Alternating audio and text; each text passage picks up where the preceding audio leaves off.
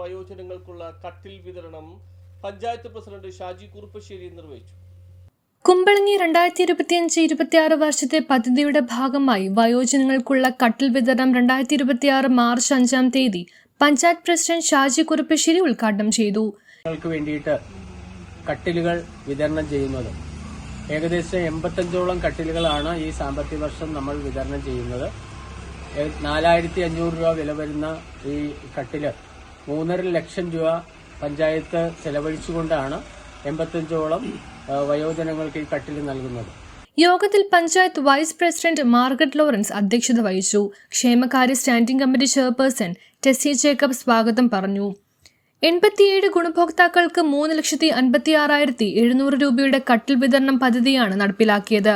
ആരോഗ്യ വിദ്യാഭ്യാസ standing committee chairman Gopi Karakkodath, ward മെമ്പർമാരായ TD Sajeevan, Peter Lalan, Jasmine Rajesh എന്നിവർ ആശംസകൾ നേർന്ന് സംസാരിച്ചു.